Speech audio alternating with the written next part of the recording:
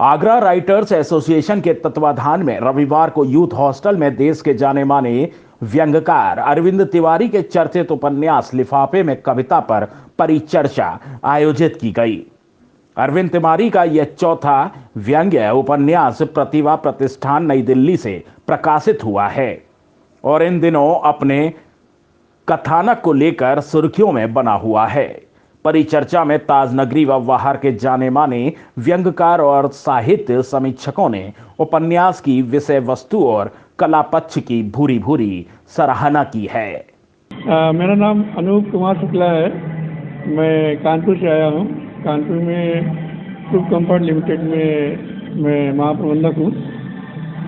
ये मेरा परिचय। क्या किस तरह का आज जो कार्यक्रम का ये आयोजन है, हमारे अरविंद तिवारी जी जो देश के प्रख्यात व्यंग्यकार हैं, शीर्षक व्यंग्यकारों में उनकी गिनती होती है, उनके चौथे व्यंग्य उपन्यास लिफाफे में कविता का उस पर परिचर्चा होनी है। लिफाफे में कविता आज के कवि सम्मेलनों की स्थिति है, उनके माध्यम से लगभग देश की स्थिति पर परिचर्चा उन्होंने की है कि कवि सम्मेलनों का स्तर कैसे गिर गया है और कैसे कवि सम्मेलनों में एक दूसरे के सहयोग से लोग खराब कविताएं आगे बढ़ रही हैं और जो है उसका स्तर गिर रहा है और मंच के बजट लाखों तक हो रहे हैं और लोगों की कविताओं से अरुचि हो रही है। इसका उन्होंने बड़ा रोचक विवरण दिया है और कैसे मंच पे संचालक और कवि आपस में मिलजुल कर अच्छे कवियों को निकाल देते हैं और खराब कवि गुट बिना के आगे बढ़ते हैं।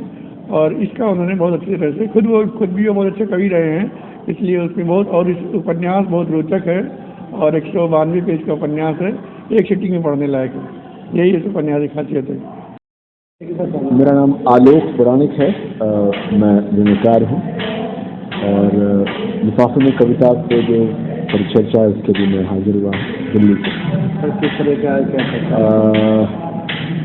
लिफाफे में कविता कवि सम्मेलनों पे आधारित उपन्यास है और हम सब जानते हैं कि लिफाफे को भारत में बड़े अलग तरह के अर्थ हैं। अर्थ से ताल्लुक लिफाफे का, हमारे शादियों में जो व्यवहार होता है उसमें जो लेन देन होता है वो लिफाफे में रख के दिया जाता है और शादी के बाद वो लिफाफे खोल के देखे जाते हैं कि किसके यहाँ से कितना मोटा या कितना छोटा लिफाफा आया और उसके अनुरूप व्यवहार होता है।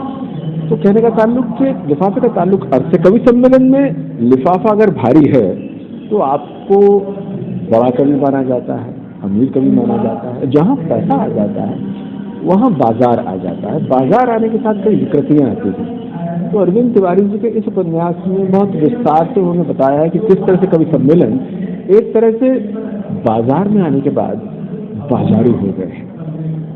बाजार में आना बुरा नहीं है, बाजारू होना बुरा है। तो बाजारू होने में मतलब कि हर हाल में दिखना है, जैसे भी दिखना है, ये इनके प्रकार घटिया तरीके से दिखना है। तो वो बहुत विस्तार से रोचक तरीके से बताया कि एक कवि किस तरह से पतित होते होते यहाँ तक आ जाता है कि वो एकदम बाजारू हो जाता है और आखिर में बहुत दुर्गति उसकी हुई है।